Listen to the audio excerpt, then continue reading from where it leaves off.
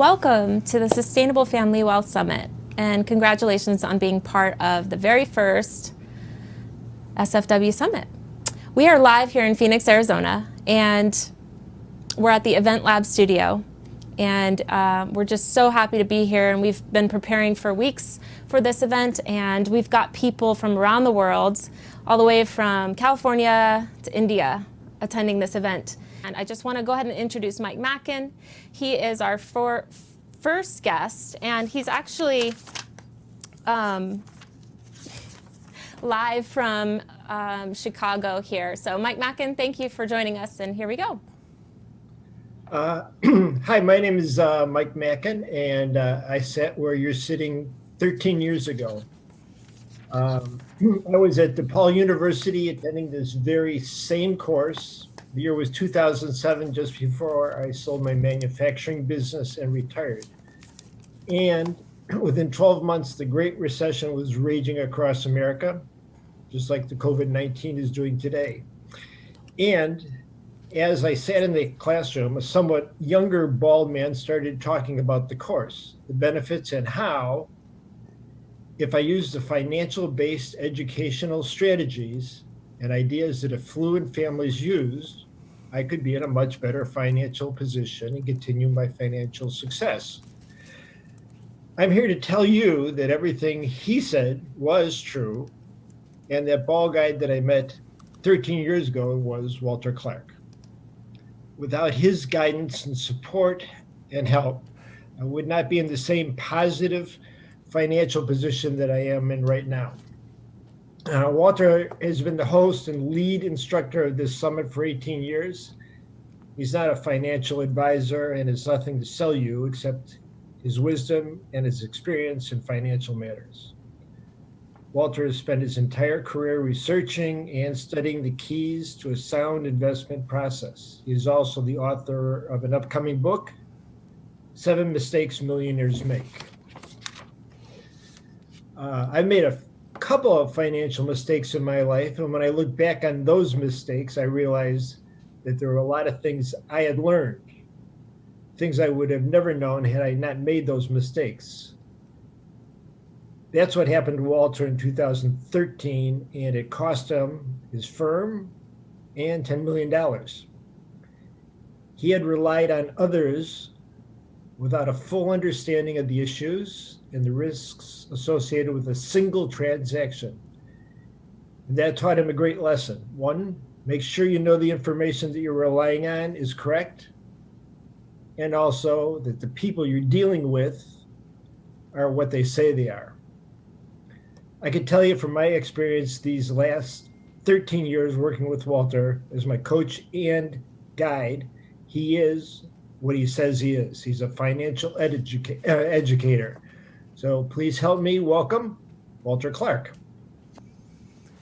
Thank you, Mike. That's very kind of you from Chicago.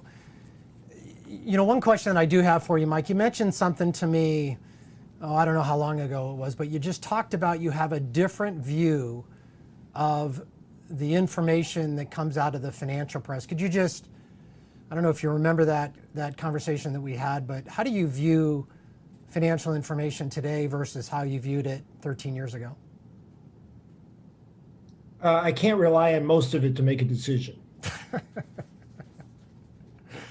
Well said. Well, thank you, Mike. Let me first really start off and talk about just the world that we're in right now, and you know, the COVID virus and how it's really changed a lot of things for us.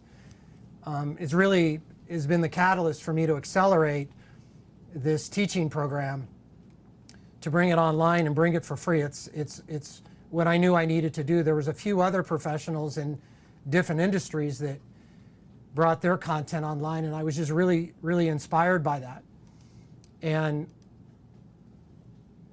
partnered with Patrick at the studio, and we just said, let's go do this. I'm super excited. So let's really just, for a minute now, really just kind of imagine yourself in a state, you know, a year from now, and really in a point of being serene ultimately the goal of this financial education is to provide systems and process and understanding whereby people of money have more control and therefore more comfort in and around the decisions that they make. And so it's less reliance on the professionals and really more self-reliance in terms of becoming educated. And so by doing that, we just get a sense of calm in the middle of the storm. Mike talks about '07 and starting his plan and exiting his business, and it couldn't have been a worse time in his investment experience, but yet he really stuck to the plan that we identify and was very disciplined, and markets recovered as they always do, and he has had a very great outcome.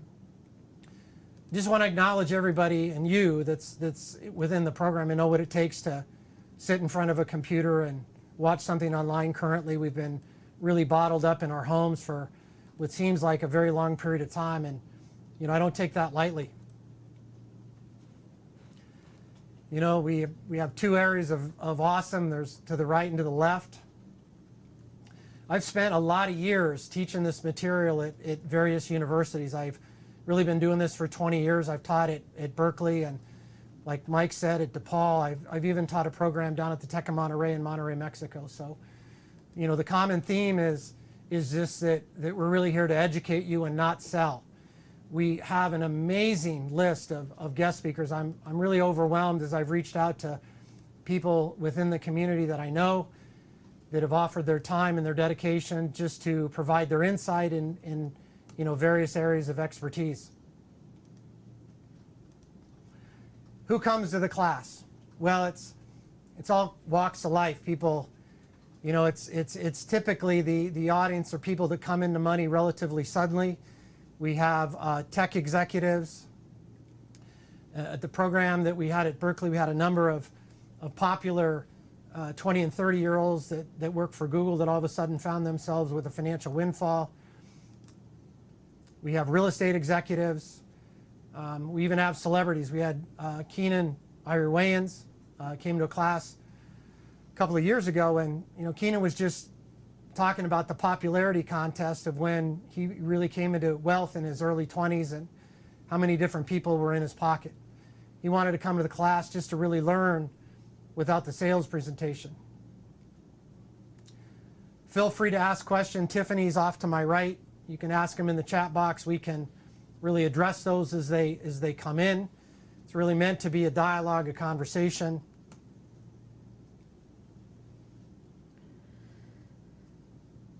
And distractions. Try to minimize this if you can. Put on a Disney show for the kids. Lock the dogs in the backyard. Just do whatever you need to do. And relax. Just sit back and listen to the material and the speakers and enjoy. And you might not know everything, and we have had such a variety of individuals come to the class. We have people that have gotten a divorce, know nothing. We have somebody that transacts a business that knows everything about another business, knows nothing about the financial. And then we've had investment bankers, we've had PhDs in finance. We've had a lot of financial professionals come, but they oftentimes see the business very differently than what we teach. So just have an open mind about where you're at, what you're looking for, and what it is that we can give you. Everybody needs a coach, no matter how well-versed you are in a particular subject. Everybody needs a coach and a guide. We love feedback, so we want to see that at the end. We can always make adjustments based on what it is that our audience is looking for. We can expand on certain things. Each class, at the beginning, I'll do a review from the week before. And so we really have the ability to customize exactly where we're at. One question we have, and I'd like you to put this in the chat box so we get a little bit of a flavor, is really why you're here. What are you looking for? What's missing in your experience that would dictate that you take 3 hours on a Tuesday and sit and listen in? So if you could do that, that would be great. So we talk about the things that are in your control, and it's dead center on this one. It's you.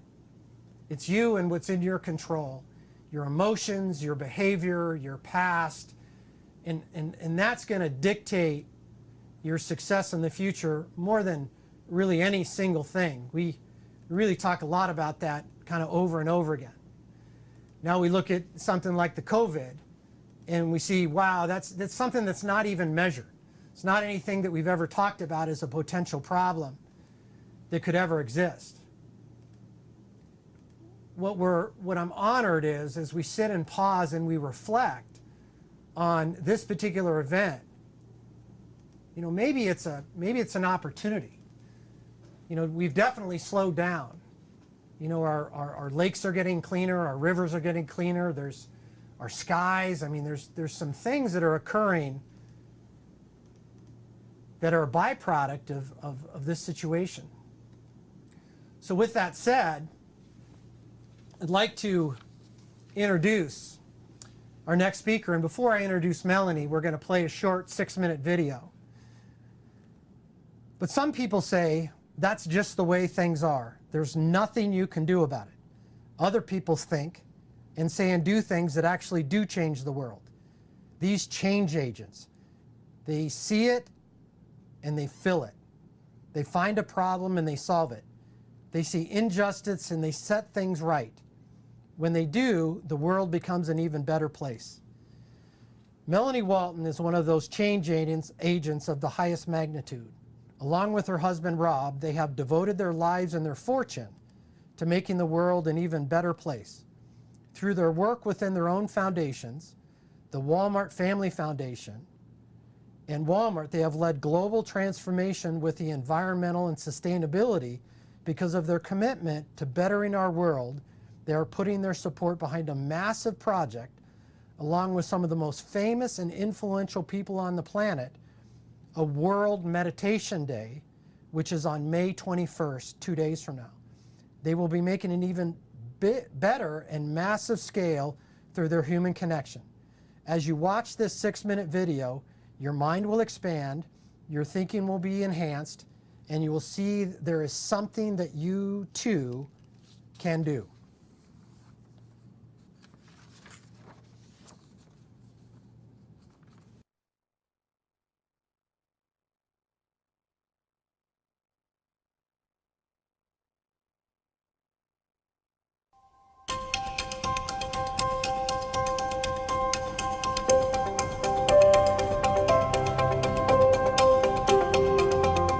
Welcome. Thank you for joining the May Day Meditation. My name is Melani Walton. I'm co-founder of the Rob and Melanie Walton Foundation. Our foundation supports sustainable solutions for people, place, and planet. Today we pause for the cause and embrace the power of possibility by sharing our gratitude and joining in the opportunity to connect with the innate multidimensional medicine inherent within us through the divine that connects all life. In gratitude, today we unite to honor the many lives lost, celebrate the lives of the living, and express our appreciation to the frontline heroes keeping us safe, the doctors and nurses, the men and women stocking shelves and making deliveries. Daily we are reminded of the one life taken from us all too soon, the one community devastated, the one person who gave their life to save others. In this split moment of time, in this vast universe, we are grateful for the power of one. Individually, though socially distanced, we are uniting. Through our togetherness, we are witnessing the healing nature of hope and love and the power of our energy to repair what is broken. We share the opportunity of community, both joined by unity, to envision the future we want to create together. We give gratitude for the opportunity that this space and time has given us to appreciate the space between the breaths. As we pause for the cause, we come together from various races and various places on this worldwide web of interconnectedness to unite our interwoven web of one humanity. We recognize this magic moment as the time for the divine, gratitude, opportunity, divinity. If we just look, even amidst the chaos and the unknowns, we can see the godness all around. We come together as mothers, fathers, sisters, and brothers of our shared planet, Mother Earth, to birth a new way of living in the world together. May Day is our wake-up call, our butterfly effect, chaos theory. Through one tiny rogue virus, we are living with evidence how great disruptions can begin with small disturbances in faraway places. Like the flapping wings of a butterfly and the far-reaching effects on the other side of the globe. We are witnessing in real time how one virus can destroy the very fabric of life, yet one heart united with many, serving the divine, can answer humanity's call. This pandemic has been a great equalizer. We have been reminded of life's fragility and brought to our knees in humility and prayer, joining in humble service of one another with collective hope and faith to rise again. Now is our time to reset, to be grateful, to embrace this opportunity, to witness the divine and rise as one humanity. We are swimming in an invisible sea of interconnectedness, made visible through our intentions and our actions. Godness, infinite possibilities await. Through our advancements in science and technology, we can stream, upgrade, download programs, upload apps, reboot and defrag viruses, and connect on computers, phones, and televisions, all in real time. We are living in the cloud. Yet our own technology, the power built into our human biology, lies dormant, untapped, operating in old DOS mode systems. We are still discovering the possibilities within our human design. As we reconnect in unity consciousness, we can awaken to universal knowledge and tap into infinite possibilities. Collectively, we have the choice to bring forth our innate, spiritual, and ancestral wisdom to join hands with science and technology. Nikola Tesla said, "The day science begins to study non-physical phenomena, it will make more progress in 1 decade than in all the previous centuries." We know a sense of unmanifested wonder and curiosity, and the sense of intuition and inspiration exist before there is empirical knowledge. Now is the time to balance the yin and the yang. This is the opportunity to go in a new direction. What will we choose to become as one humanity sharing our one earth? The choice is yours today. Through intention alone, embrace what you hold sacred and truly connect. All of life is energy. We are like antenna, transmitting and receiving electromagnetic information.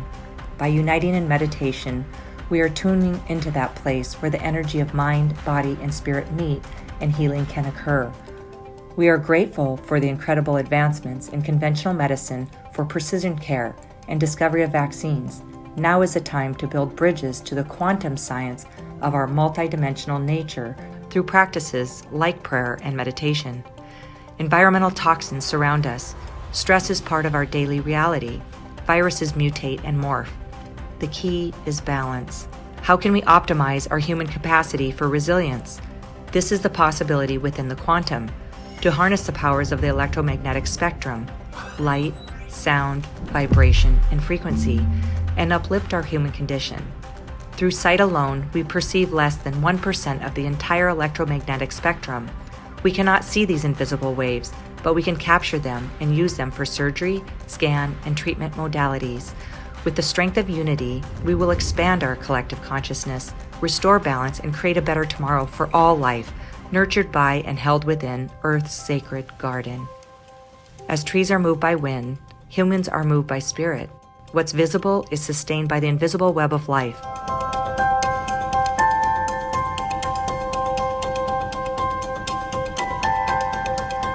Just when the caterpillar thought the world would come to an end, it became a butterfly. Namaste.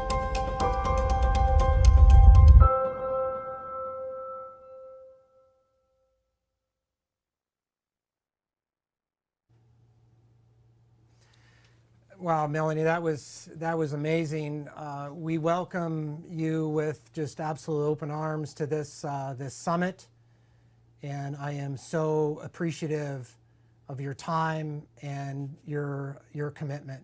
Thank you, Melanie, for being here. Thank you, Walter. It's exciting to be here, and what you are doing right now is the power of one, and so we're just very inspired by what you're doing for your community. And that's really what we're all here to do, is come together and be each other's community. So thank you for this opportunity. You know, I've watched that video a number of times, and I was really touched in a different way at the very ending. The caterpillar to the butterfly, that change. I know that you have a lot of opportunities, a lot of demands on your time. Talk about this movement and why it touched you and why you decided to get behind it. Well, it was actually the BHAG. Imagine somebody came to us, a friend of a friend, and said, imagine if 1 billion people meditated together. What would that actually do? What ripple would that create in the world? And so really the power of possibility is what moved us to engage in this meditation movement. And I've also been working in the spiritual and healing field for quite some time. And I would say the spiritual world and the healing world are two sides of the same coin. Meditation and medication are only one letter apart. And so it's both beneficial and prescriptive, what we can do through meditation. And so it's non-toxic, and the side effects are bliss, unity, peace. And we know through science even, there's actually science shows us that when people come together and meditate and pray, those electromagnetic fields actually shift and violence reduces, healing occurs, and peace can prevail. So we can all choose mindfulness and compassion in our communities. And what would that look like?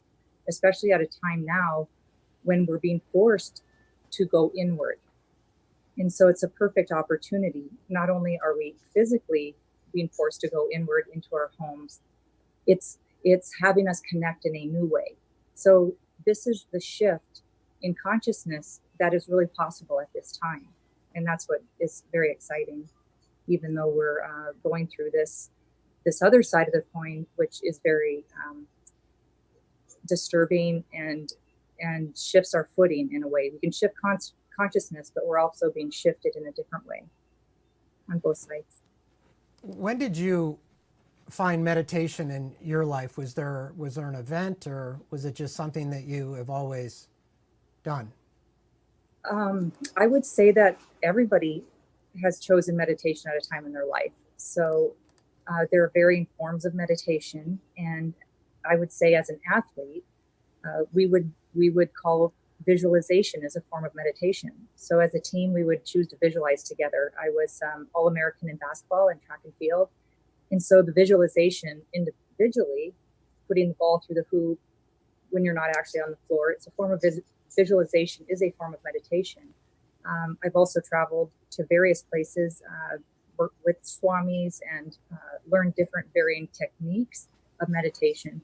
But I would say in and of itself, the very fact of praying and removing yourself from a situation is also a form of mindfulness, but it's a form of meditation as well, because we're actually choosing to become outside of ourselves and go inward, so we can actually grasp what is most sacred, what is most at peace, what is still within us, to then better go out into the world. And maybe later on at the end here, we could go through Nadi Sutra. Have you ever tried that before? I have not, but you're not going to believe what I have. So. Oh, okay. So I came prepared, and so I didn't know where we were going to go with a lot of this, but I wanted to make sure that I had a prop for you. But great. Let me ask this. A lot of people get very intimidated by meditation, and when we were doing our pre-talk about this, how does one really go about it in the different forms, quieting the monkey mind? So when we were talking earlier about meditation, one thing that you enjoy doing, Walter, is riding bike, right? And have you ever felt like you were in that flow state? So as an athlete, where you just get into the zone and you just feel like you're in the flow. Have you ever felt that? Oh yeah. Yes. So actually, a lot of people think meditation is passive, but even if you're sitting, meditation is a very engaged and active. Early on, sometimes people might start falling asleep, and that's okay. But meditation at its highest states can actually be a very, very active. And so as an athlete, when you reach that flow state, it's very similar to being in a meditative state where time seems to pass so quickly. So when you first come to meditation, 10 minutes can seem like an eternity. But then when you get into meditation, the flow, an hour goes by and it seems like a few seconds, and very few breaths are taken within there. And you brought up the spoon, and the spoon is a technique that we've actually used with children. We have a Wonder Center, we call it, and it's a Walton Optimal Neurodiscovery Education and Research Center, and it's at the Science Center.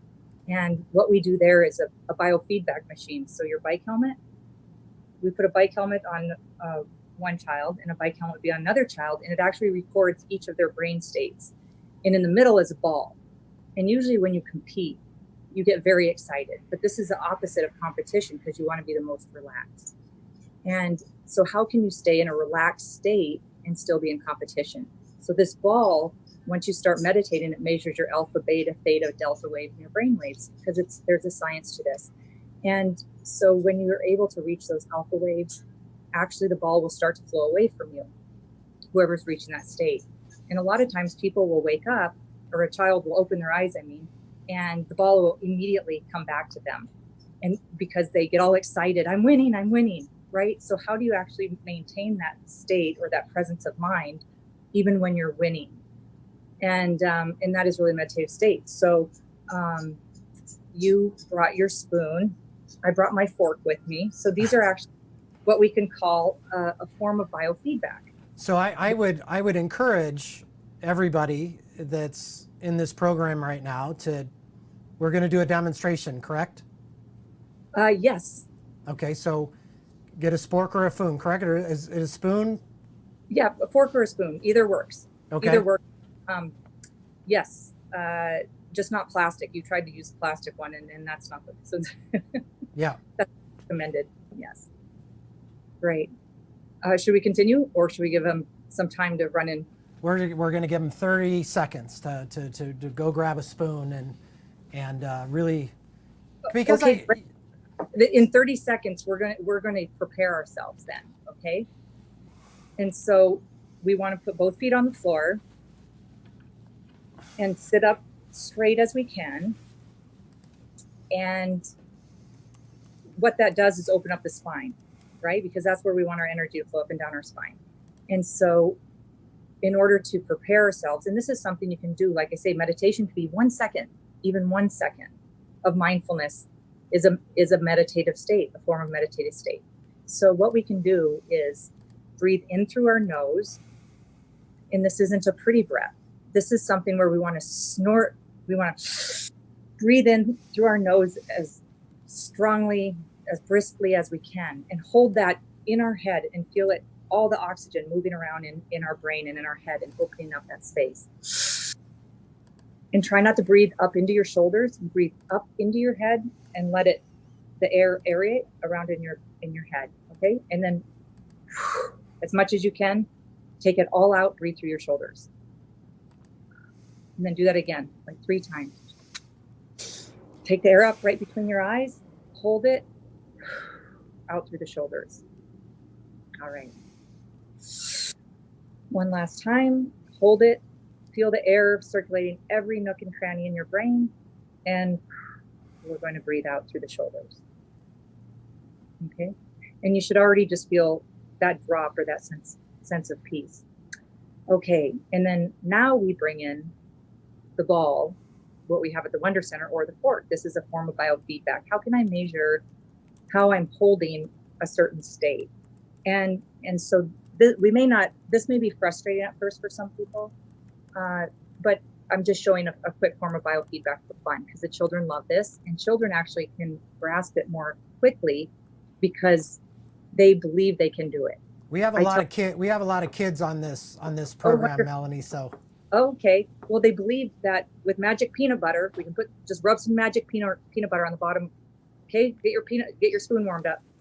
Put some magic peanut butter on there. Okay. Think of a magic peanut butter. And what we're going to do is not think about the spoon or the fork. Okay. And this is analogous to life. we want, and you seek one thing, but to actually receive that, you have to center and be in that stillness or that state. So how do I pull this towards me? Okay. Is not by making, I can't just make it stick here, right? I can't just do that. I can't make it work. Okay.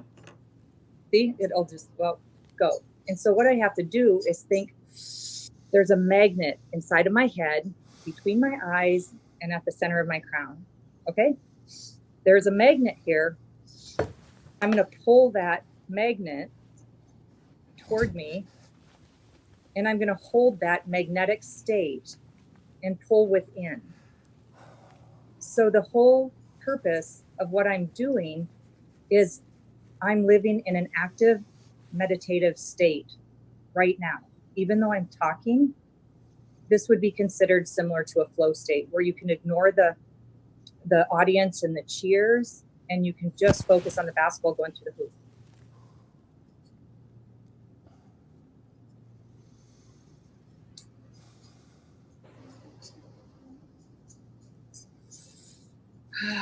So you have to feel that magnet, right?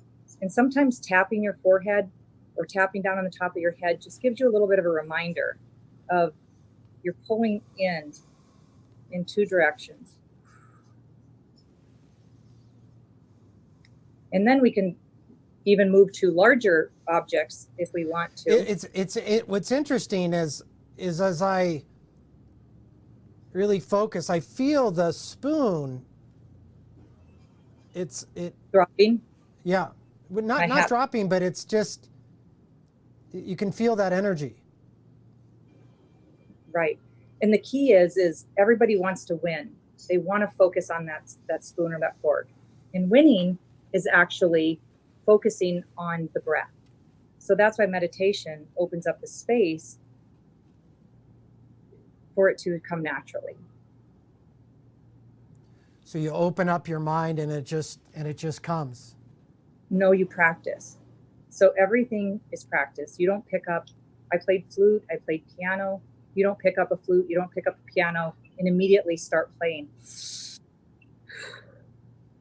And so you have to practice, right? You practice your scales, you practice your fingers on the open holes, and you're able, and if you watch a concert pianist, are they looking at every note? Are they looking at their fingers? Are they looking at everything they're doing? Or is it just come naturally?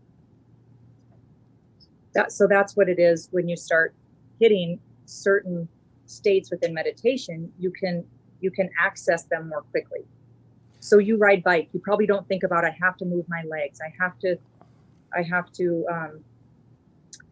push my legs a certain way. I have to hold my heels a certain way. You work out all of those mechanics. And so now it becomes natural to you and instinctive. What is your suggestion for, because I've talked to people about meditation. I love doing yoga, especially hot yoga. And at the end, you get into that state. For people that have really struggled, tried meditation and just can't quiet the mind, is there a technique or is there something that they should try? Well, Nadi Sudi actually was one of the most advanced, many times only advanced members of a yogi would be able to have access, or even yogis alone, to the Nadi Sudis. So the Nadi Sudis is very simple because it gives you something to focus on. And so, yeah, we could do that now. So have you heard of a mudra before? A mudra is a hand position. So this is actually called the Vishnu mudra. So your thumb's out and then the last two fingers. Okay. Yep. Now try to put your thumb up. Perfect. Yes. So we're going to use that. You haven't done this before, so everybody is experiencing with Walter for the first time here. Okay. I expect everybody that's in their home to be doing this right now. Yes. And so what does nadi mean? Nadi is an energy flow within our body. Nadis are channels within our body, our subtle body. So we have our physical body, which we understand very well. That's what you train in athletics. But then we have our subtle energy body. And so that's basically our vitality, our life force that flows through our body. And so these channels, they get Just like we take a shower with our physical body, how do we actually shower the subtle energies within our body? So this is a way where we can clean out the nadis, and it's NADI, but you can also think of them as the natis. This is how you clean out all the junk that's accumulated, all the stress that's accumulated through the day. This is taking a shower. So this is how you can take a shower very quickly every day, okay? Okay. For subtle energy bodies. And so, so here we take our right thumb and close off our right nostril. Right thumb, right nostril, okay? And we're gonna breathe in to the count of 9. So slowly. This is a slow one. This isn't a snort, okay? When we get to the top of 9, we're gonna close our nostrils with the ring and pinky finger. Ring and pinky. And then we're gonna open up the other nostril and breathe out to the count of 9. So slowly, 9, 8, 7, 6, 5, 4, 3, 2, 1. Close the nostril with your thumb. Open up the other nostril. Breathe in steadily, count to 9. Pinch and hold at the top for a second. Open up the other nostril. Evenly out for 9. So count to 9, okay? And so when we do Nadi Sudhis, we either breathe in evenly, a count of 9 up and a count of 9 down, or we do 6 up and 12 out. You should, more likely it'll take longer to go out. And so that is a rhythm of 6 and 12. But to start evenly, usually we start with 9 and 9, but you can move to 6 and 12. So 6 inhalations in, and then you pinch with your ring finger, and then out for 9. And then you breathe in with the same nostril, hold it, breathe out, breathe in. I actually, I think I directed you. You breathe in through the same nostril. You just breathe out. So in, pinch, out. Yes. And then breathe back in through that nostril, pinch, and then back out. Yeah. And this one's a very peaceful one, just very peaceful.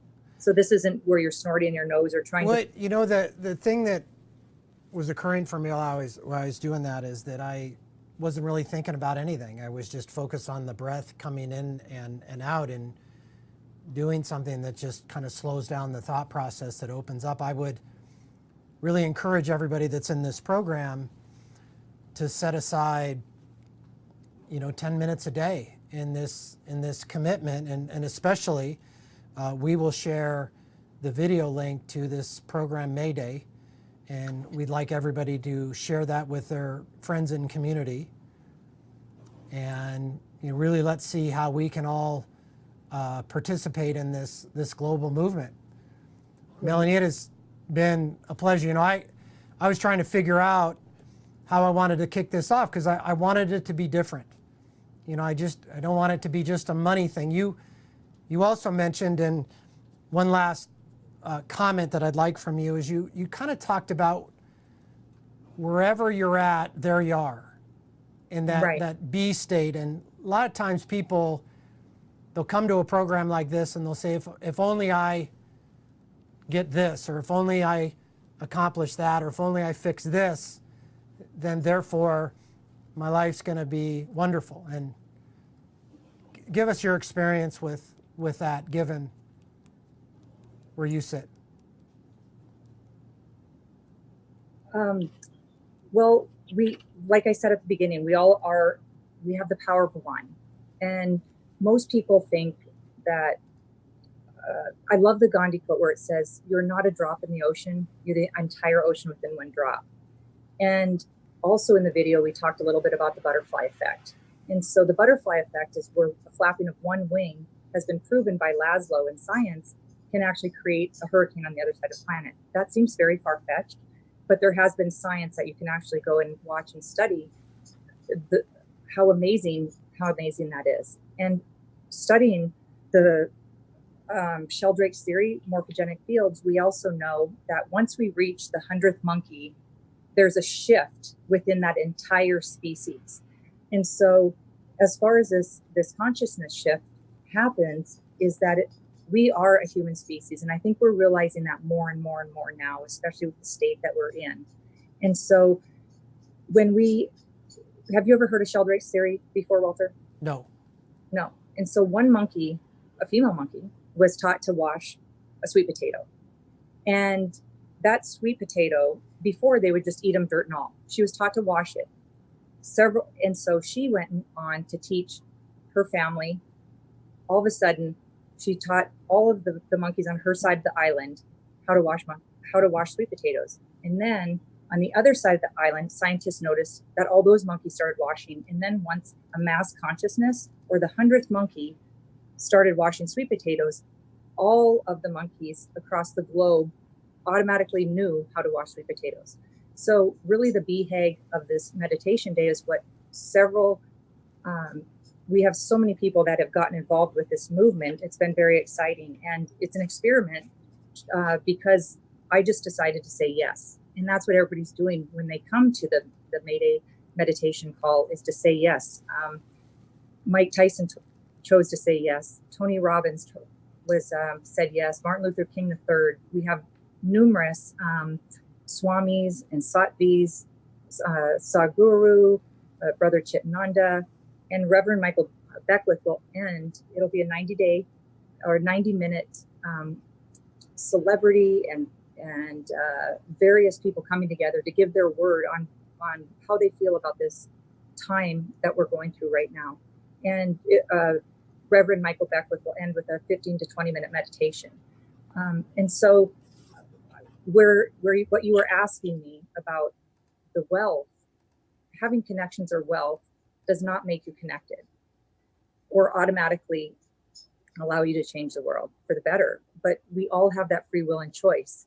At any given moment, we can maintain scarcity consciousness where we live in fear, believe in the lack and limitation, or we can adopt a more abundant consciousness where we're grateful for the many gifts that we're born with and surrounded by, and we embrace at any given moment. And that's really what gratitude is about.